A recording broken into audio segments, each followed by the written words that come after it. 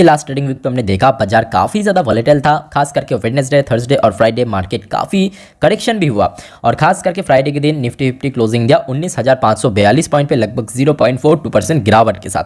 तो बात करेंगे इस वीडियो पे कल यानी सोमवार के दिन क्या होगा, जानेंगे इस वीडियो में। साथ ही साथ कुछ इंपॉर्टेंट लेटेस्ट अपडेट के बारे में डिस्कस करेंगे, एफआईएसडीएस का डेटा, साथ में ग्लोबल मार्केट का हालचाल जो कि फ्राइडे के दिन क्लोजिंग देखने को मिला और मोस्ट इंपॉर्टेंट पार्ट कल मार्केट प्रेडिक्शन। तो रिक्वेस्ट करूंगा सबको प्लीज वीडियो को बिना स्किप के पूरा अंत तक जरूर देखना।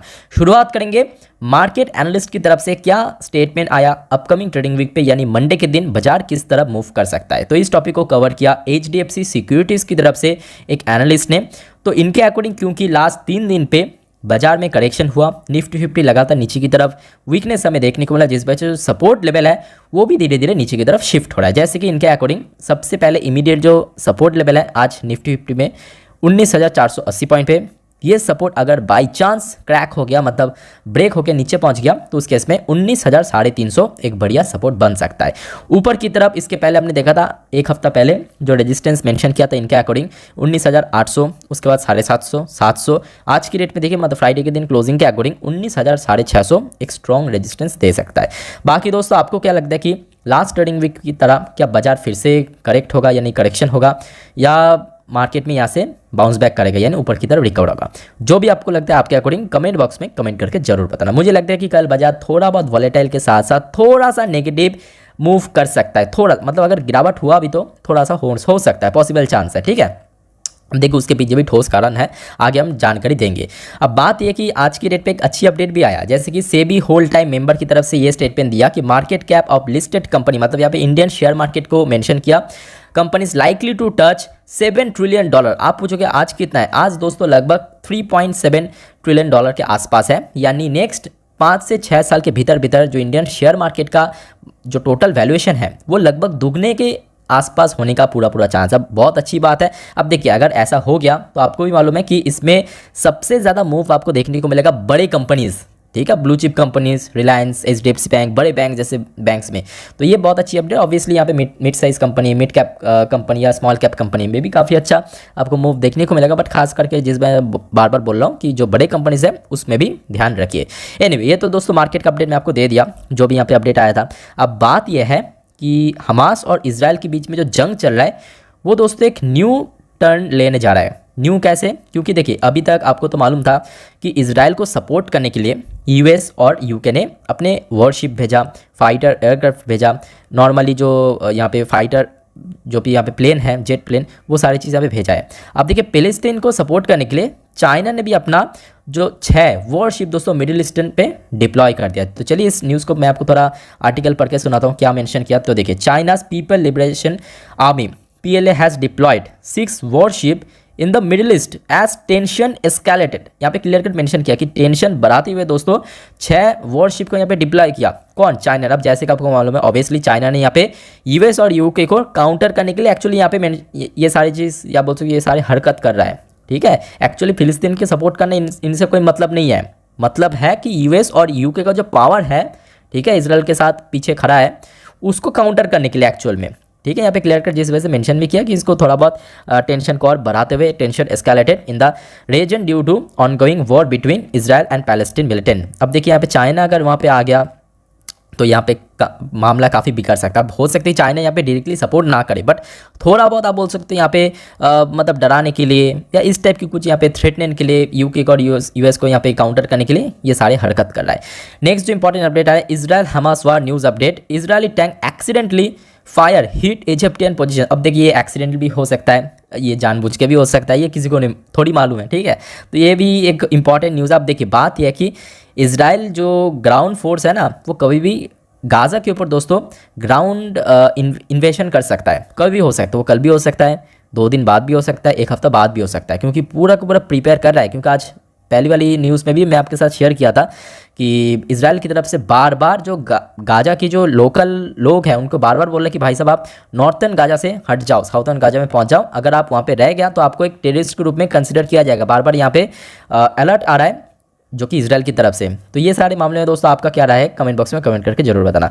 अब देखिए कल बाजार गिरेगा तो दो इंपॉर्टेंट कारण की वजह से ही गिरेगा।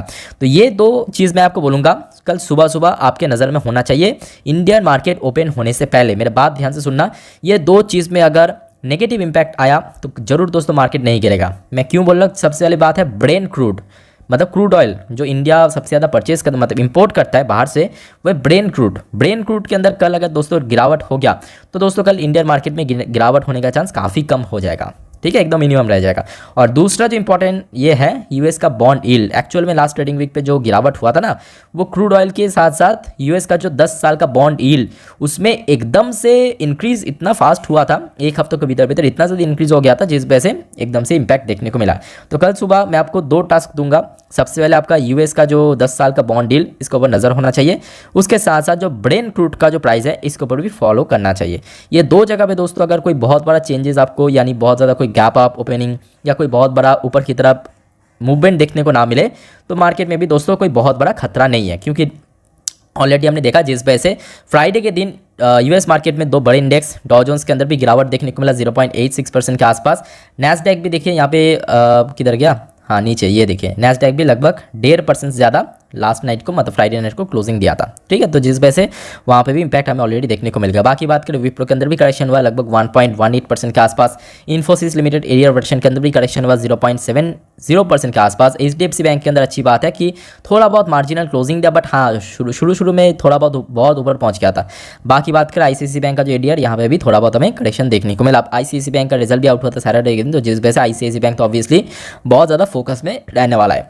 नेक्स्ट अगर हम बात करें गिफ्ट निफ्टी, तो गिफ्ट निफ्टी लगभग 100 पॉइंट नीचे क्लोजिंग दिया था, जहाँ पे निफ्टी फ्राइडे के दिन क्लोजिंग दिया था। अब चलिए थोड़ा सा हम देख लेते हैं एफएसडीएस का डेटा। बाकी दोस्तों अगर आपको वीडियो अभी तक अच्छा लगा, इन्फॉर्मेटिव लगा, प्लीज़ दोस्तों वीडियो को लाइक करना, साथ में चैनल को सब्सक्राइब करके जरूर रखना इस टाइप की इन्फॉर्मेटिव वीडियो हर रोज़ पाने के लिए। कल भी दोस्तों 10:30 की वीडियो में आपको जानकारी दे दूंगा। एनीवे, तो लास्ट डे फ्राइडे के दिन भले बाजार पे थोड़ा बहुत करेक्ट हुआ था, बट एफएस द्वारा खरीदारी भी देखने को मिला। At the same time 456 crore का शेयर परचेस किया कौन, एफएस ने, और डीएस ने भी लगभग 8.5 करोड़ के आसपास शेयर परचेस किया था। तो मतलब दोनों बड़े इन्वेस्टर्स द्वारा लास्ट डे फ्राइडे के दिन परचेसिंग हमें देखने को मिला। अब चलिए दोस्तों मैं आपको सीधा तो दोस्तों अभी आपके सामने मैंने ओपन कर लिया निफ्टी 50 की लास्ट 3 महीने की कैंडलस्टिक चार्ट पैटर्न। अब देखिए ज़्यादा घुमा फिरा के बात ना करके सीधा पॉइंट पे चलते हैं, कहाँ पे सपोर्ट है कहाँ पे रेजिस्टेंस है एक झलक देख लेते हैं। तो सबसे पहली बात, जैसे कि मैं आपको शुरू में बोला था कि कल मार्केट दो चीज़ों के ऊपर ट्रिगर हो सकता है। सबसे पहले यहाँ पे जो ब्रेन क्रूड की प्राइस है सुबह सुबह आपको ट्रैक करना है। दूसरी अगर हम बात करें यूएस का जो 10 साल की बॉन्ड यील्ड है, ये दोनों चीज़ के ऊपर दोस्तों ट्रिगर मार्केट हो सकता है कल बुरी तरह। अगर यहाँ पे ये दोनों चीज़ के ऊपर गिरावट होता है सुबह सुबह आपने देखा, तो उस केस में मार्केट में काफ़ी खतरा टल जाएगा। बाकी बात करें अगर ऊपर की तरफ फिर से एलिवेट होता है तो उसके से मार्केट में भी थोड़ा बहुत डाउन जा सकता है, या तो थोड़ा बहुत वॉलेटाइल होगा या तो बहुत ज़्यादा डाउन होगा। तो नीचे की तरफ अगर हम बात करें जो इमीडिएट सपोर्ट लेवल निकल कर है, ऑब्वियसली लास्ट काफ़ी टाइम हमने देखा था यहाँ पे सपोर्ट मिला, तो वह है 19,500 का नंबर, 19,500 यहाँ पे मैं लिख के देता हूँ 19,500। ठीक है, अब बात है कि ये लेवल अगर ब्रेक किया तो कहाँ तक जा सकता है। तो सीधी सी बात है, ये लेवल अगर ब्रेक किया तो नीचे की तरफ देखिए सीधा सीधा यहाँ पे नंबर निकल कर है, जो कि अगस्त की 3rd और 4th वीक पे लगातार इसके ऊपर बेस बनाया था, मतलब सपोर्ट मिला था, वो हो गया आपका 19,250 पे।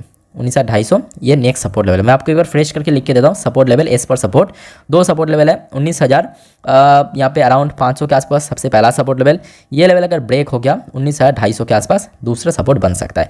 अब बात ही ऊपर की तरफ कहाँ पे रेजिस्टेंस है, तो ऊपर की तरफ रेजिस्टेंस पाने के लिए मैं आपको यहाँ पे 4 आवर्स का चार्ट पैटर्न ओपन किया, तो उसके अकॉर्डिंग आप देख सकते हो कि अभी जो इसका ब्लू कलर का लाइन जिसका नंबर निकल कर है अप्रॉक्सीमेटली 19,700 के अराउंड, तो यहाँ पे दोस्तों एक बढ़िया रेजिस्टेंस भी मिल सकता है। तो ये हो गया आपका इमीडिएट रेजिस्टेंस। बट यहाँ पे रुक जाइए, क्योंकि कल बैंक निफ्टी एक बहुत ही वाइटल रोल प्ले करेगा।